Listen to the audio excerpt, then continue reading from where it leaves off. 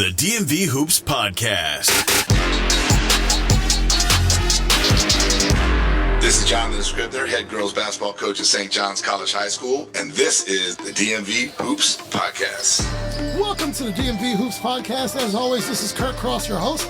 We are live at the Capital Hoops Summer League at DeMatha. We're in Hyattsville on a Sunday. Well, it's afternoon now, but the coach I'm getting ready to interview, she had a Sunday morning game. We are happy to have her here. None other than Springbrook's head coach, Miriam Tesfamikael. Coach, how are you doing? I'm good. How are you guys doing today? It doesn't matter, Coach, because I'm going to be doing fine because I've got you on the show right now. For those of you who don't know, this is super important to me.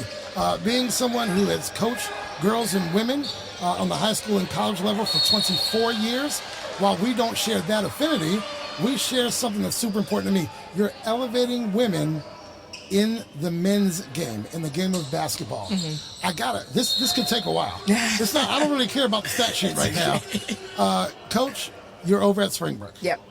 You've been there. This will be your third year or your fourth year? This will be my fourth year as a varsity coach. This will be your fourth year as a varsity coach.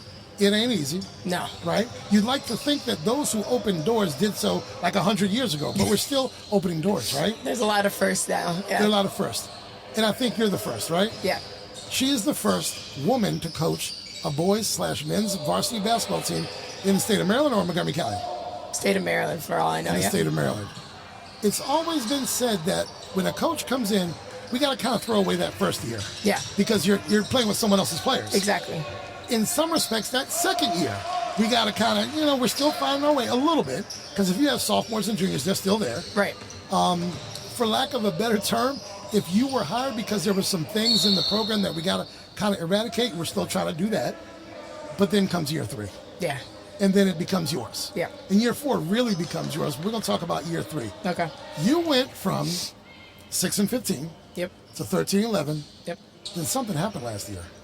We were Talk pretty to good. me about that. We were pretty good last year. I mean, you can say it. Regional champs. Right. We won our holiday tournament. Right. We had a very, very good year. And it was the year that I envisioned them having that first year when we won 6 games.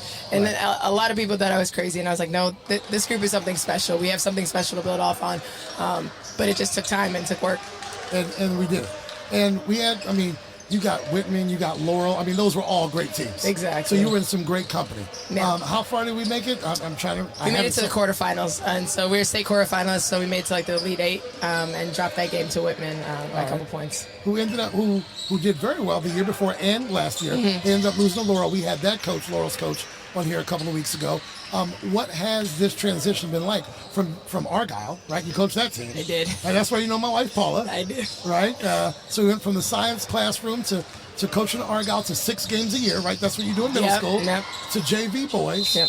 You earned this one, right? I did. You earned this one. What's crazy is when I was at Argyle, I had taken the Argyle job on before I found out I was going to be the JV basketball coach at Springbrook. So the first year you that were I was not juggling both. I was doing both. Get out of here. I was doing both. There were a couple games where I had to run from one game and get to the other game and go across county. And so that Argyle team, we were 5-1. That JV year, that previous year before I got there, they had only won 2 games, and I think we ended up winning somewhere around 7 games that first season. And so there was a lot to balance, and then we hit the restart button again. So then I had 2 years with a group that was solid, and then COVID happened, and then next thing I know, I'm taking over on the varsity team, and we're trying to build. COVID was the only time I caught a break. I was like, the first basketball season where there's nothing going on. So it's been a fun transition, a very busy one, requires a lot of work, but I got a great group of kids that I work with, and I love the Springbrook community so much. We're gonna talk basketball, we're gonna talk stat sheets in summer and what you hope to accomplish. Yeah. But talk to me, please, and tell our listeners about, and by the way, you can hear us on Amazon, you can hear us on iHeartRadio, Spotify, all those places. I got to say that. Okay. Standard. But if they hear us, they're already there. So, yeah. Right? What are the challenges? You're a female. There's a brotherhood out there of nothing but men coaches. Yeah. I won't say it was the same, but all I did for 24 years was coach girls and women. Right. And, there weren't a hell of a lot of men's coaches coaching the girls' game. Right. What's that like? Yeah. It's funny this year I was thinking about it, and I realized, that there is a boys club to it, and I think, I mean, the same thing probably exists on the women's side too. I think there's just more men that coach women's basketball, and it's not even thought of, and we don't blink at it. Well, because we belong there, right? I mean, exactly. why not, right? Well, what's crazy is one of my coaches and I, we were talking about starting an organization and getting more women involved on the coaching on the men's side, and the stats after Title IX are actually pretty crazy. Where I think it was like 90%. There were like 90% women coaching women's basketball, and then after Title IX, that number dropped by 40%. Yeah. And then men infiltrated that system, and so now I'm like, okay, well, I'm infiltrating on the other side. Why not? But it's. I think a lot of people have assumptions about why I'm on the boys' side, and it's really nothing about trying to make a statement or whatnot, but I understand that the role that I'm in is very unique and can be inspiring to a lot of young women that are out there that want to get into coaching, that feel like they have to just go wherever their assigned gender is. But yeah, it's isolating at times. I think that I don't get, I always say this, I don't get a lot of leeway with the referees as possible. No. Yeah. By the way, there's one of your assistants, Michelle. That's my girl. I've coached on the sideline opposite her a time or two. See, and it's crazy. It's like if we challenge a call or if we're challenging anything that disrupts the norm, then it's something that requires a lot of backlash, I suppose. No, it's crazy because, you're on that sideline. You're playing teams. You got 20 wins. And winning, basketball's not winning only. Are we making them good young men? Exactly.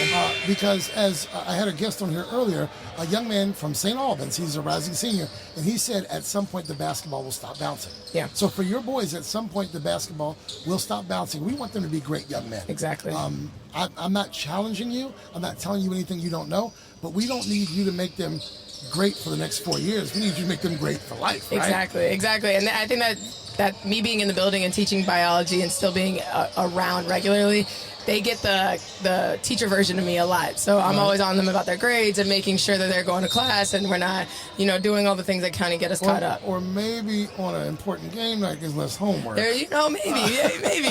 They learn to take my class early and get it out of the way so that it's done with. But, we had 11 seniors graduate this year, and something that I'm super proud of is not only did we, finish all college applications before the season started and apply for scholarships, we have so many young men going to great places. Only 2 of them are choosing to play basketball at the next level, but we have 3 future engineers. We have one going into trade school. We have a couple that one wants to be an architect, and we were supporting their dreams. So they were able to get scholarship money. They were able to go to the school of their choice, and so that makes me proud, is knowing that they're taken care of and they're moving on to the next level in a place that they're comfortable with, but still have a family to come back to.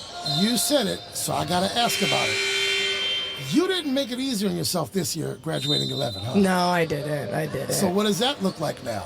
It looks like right now. When I took the job, because of COVID and that weird year, there was only 2 seniors on my first year. I was the varsity coach when we had that 6 wins, and then we had a group that was returning for the next 2 years, and that's almost identical. We have 2 seniors right now. We have a whole bunch of freshmen and sophomore that are coming up. Okay. And but after I got over the loss to Whitman, and after I kind of licked my paws a little, licked my wounds, I realized that we have our own blueprint on what to do. We've done this before, where we had a whole bunch of young guys with little senior leadership, and we had them for 3 years, and we could build. So I just simply have to look back at my blueprint and figure out ways that I can make myself better and learn from the mistakes I did. And I think we've done that so far. I know one guy watched our game last week and then saw the game today, and he was saying, they look like a completely different team even than just then. And I'm like, we had one practice, and we were able to learn. So I love it.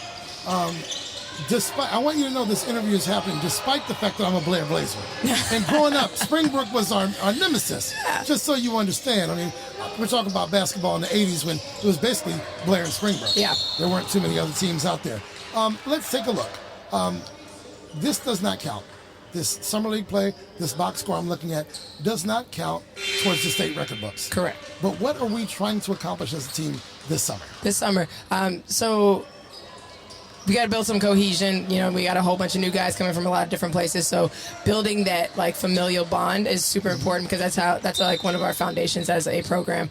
And so there's going to be a lot of team bonding, a lot of getting to know each other, making sure that we can learn to work with each other. But then also teaching them the foundations of how to play defense. I'm more of a defensive-minded coach, and so if I feel like we establish a strong foundation, we can kind of go anywhere with that, which is why we saw almost a half of man-to-man defense, which they hadn't learned until 2 days ago. And so as long as we can implement the little things, we were focusing on boxing out. My big guy had 10 rebounds today, and it's those little things that build those good habits. And like what's special about this group now that I'm noticing is they don't quit and they don't back down, they don't fight, and they also don't talk to the refs and try to look for a call that they're going to grind it out. And I think that speaks to them as people. So I'm just trying to give them as many tools to work with as possible. You say 10 rebounds, that's Justin Townsend. Yeah. But I see a young man whose name I know, whose mom I know, who played with my son, who I believe is a rising sophomore. Correct. That would be Mason. That would be Mason. How's that? This has nothing to do with X's and O's. I care about him because I know his mom. How's that young man doing?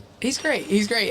Last year we debated back and forth about him coming up to varsity, and he wanted to, he made a responsible decision for himself. He wanted to kind of learn the ropes on JV, build up his confidence, see what he could do there, and then when the time was right, come up to varsity, and that's exactly what he did. He's been around because I had his older brother Roman, who just graduated this past year. Him on the bench? Yeah, he's on the bench. Yeah, he's one of our assistant coaches for the summer, and it's great because all we do is have basketball conversations. After games, we're going to go out to eat, and we'll have basketball conversations. So I told him, I was like, the biggest thing that we're going to fight about, because he's such a special young man and he's got a lot of great talent, is learning how to talk. We got a lot of quiet guards, and so just getting them out of their shell and getting them used to being leaders on the court.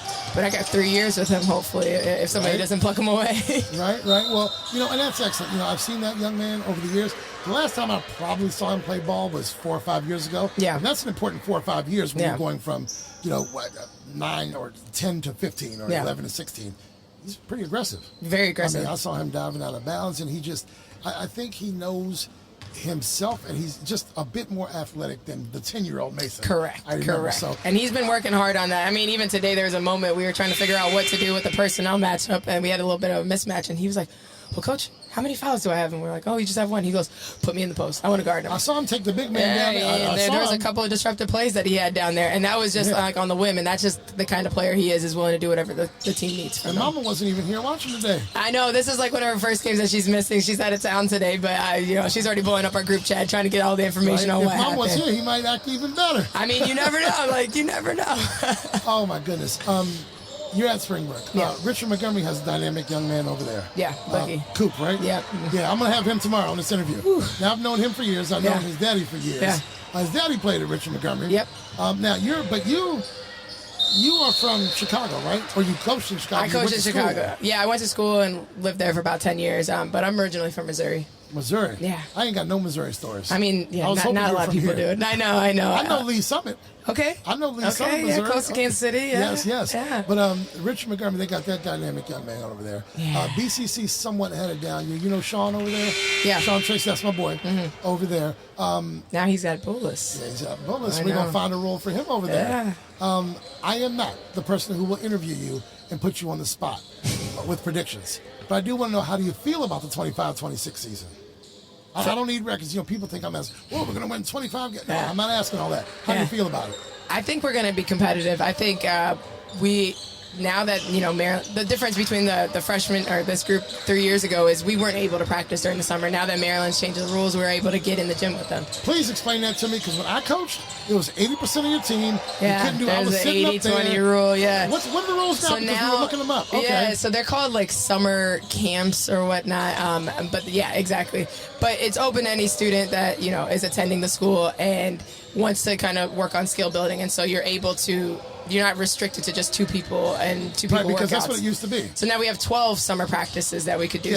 I know. So I'm excited about that. I'm like, if we have summer practices with this group that really, works hard, I think we're going to be competitive. I think you're going to see us be competitive in over half the games that we play this summer or this upcoming season. Obviously, Boogie's going to still be a pain, and I can't wait for the kid to graduate. He's had a hell of his career so far in high school. And even this past season, you think you game plan for him, and then he goes back into the lab and he works on his game. And before, he was shooting the ball really well this season, and I was like, well, listen, we're gonna have to help, and we're gonna have to collapse, and we're gonna have to hope that put the pressure on the rest of the team. But there's a couple of teams that have solid pieces, like Kennedy's returning a lot of solid pieces, so they're gonna be dangerous. Yeah. Blake still has a solid group of rising seniors that are gonna be solid. That youngin is 6'2". 10. That's why. Oh no, I'm talking outside of him. So the group that I graduated, the seniors I graduated, they went undefeated their freshman year, and after that JV season, Freddie over at Blake had a group, and that's his soon-to-be seniors right now, and they had their first undefeated season. Okay. And then he's had 3 undefeated seasons since then, and so that group of seniors is kind of special, and they're all figuring out their roles. Who knows what their team looks like next year? But so there's maybe a couple of top teams, but I think we're going to be there in the mix, and I think people are going to forget about us, which is great. I'm hoping for that, because then they come back their junior year, and then we come back their senior year, and we kind of do. The goal is to do what we did this year, is like give us 3 years, and we'll be back at Xfinity Center. Is that what you want to do? No, that's what we're going to do. The goal, I'm speaking it to existence.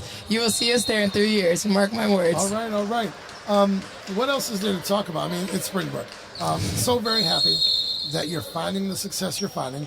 It sounds like this year there may be some challenges, but what year is not going to be without challenges when you have a lot of young folks on the team? They'll find out who they're supposed to be. Yeah. And you know that what they do on the floor this summer is going to help them come November 15th. That used to be. Yeah, it still is. November 15th. Now, with these practices in the summer, it can be, I assume, non-basketball specific. Is that still putting those words around? No. We can actually use a basketball and be in the gym, and we're still capped to those 12. So yesterday we had, we were able to practice, and look, man. Let me explain something to you. When we did summer league, first of all, it was one practice a week, and it couldn't be more than, like you said, the 80%. You could work with 2 players. It was ridiculous. Yeah. And that was when, I'm going to call him out. Was it Duke, whatever his name was? That was before your time. Whatever, Duke, I'm not a fan of yours. I'm going to say it right now. I am not a fan of Duke. But that's for other reasons. But no, you're doing great. We're glad. We see you. I remember specifically, I was on my back deck when Paula told me you got this job. It's hugely important. Yeah. It's hugely important. What's left? What's next for you?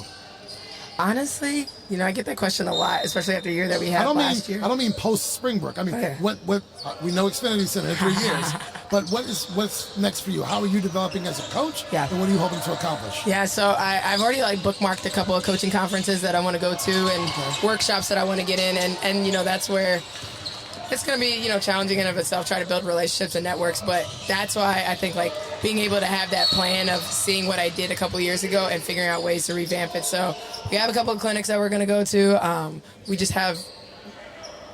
We have a lot of hands. Our hands are kind of all over the place. Why not? Yeah, I like bringing in new coaches that can kind of bring a different perspective. So we recently hired a new JV coach, and he's actually... My first year at Springbrook, when I came in on as assistant coach, he was a senior on the varsity team that I was helping out. And then, then his sister came through, and then his younger brother just graduated, so he was part of this special last year group. So you got some Springbrook DNA over there. Oh, yeah, no. And it's great because I've seen him as a player, and he's coached for us for Summer League and Fall League the last couple of years. He's always been down to help me out. He went away to Wilson College, won a national championship there, came back. Pennsylvania. Exactly. I know Wilson. Yeah, see? And now he's back with Springbrook, and, he works at Banneker, so he's very invested. He's a great guy. His name's Tony Druso. And he's just shifting that culture on the program of on the JV level. And so now we're kind of really putting our footprint on the program. But still, emphasizing bringing a bunch of alumni back. This year we had a great alumni turnout. Everybody's excited about Springbrook basketball, so we're just trying to find ways to give more people roles and bring them in to create more of a family and build that bigger. Well, do me a favor. Okay. And just stop every once in a while and realize what you're doing, please. Yeah. Realize what you're doing. I know it's about the 84/50. It's about picking up a dry erase board and drawing up plays and checking behind kids and making sure the grades are right. But you are walking a path that, the door opened. Yeah. You kicked it open. I don't know which one happened. It opened. It opened. It's kind of one of those things from the movie The Untouchables. Once you open that door, now you can't turn back. Yeah. There's some weight on your shoulders there. It is. And the last question I wanted to ask, which is one of the first questions I wanted to ask, how was that 6-win season when parents or the community or somebody out there doubted you already? Oh, yeah. How was that? Yeah. You had to go through that, right? Yeah, no, yeah. It wasn't fun. And I think that's the part where, coaching on the men's side, I'm naturally, don't have a lot of male coaches that I would consider friends. And now I think that's grown over the years, but not having that community of coaches to be able to come down to was a little difficult. Not being able to rely on them and go through the year that I had where we had donors pull out and refuse to contribute to the program because they were unhappy for whatever reasons that they put out there. But we found other supporters that did come back. You're a county employee. I can say it. They were unhappy because there was a female coach. Yeah. And, well, we didn't hear too much from them after that 20-win season, did they? No. I mean, but, a lot of faces started coming back that weren't around in the beginning. Okay. And, I give everybody grace because you never know what you're going to get. But, I think I do remember a distinct moment. Every year or every game, I would come up the stairs and get to the main level of my house. And that 6-win season, I remember I would stop right before I got to the main level. And I would talk to my husband at that time and I would say, we had this problem and this problem. We weren't rebounding. We weren't doing this. We weren't, all the frustrations that led to a lot of close games, but a lot of losses that season. And I took a deep breath and I'd say, it's all going to be worth it. And, when I stepped onto the main level, that's when I let it go. We have the things that we got to work on, but I'm not going to dwell on it and beat them down just because this is their first year coming up to varsity.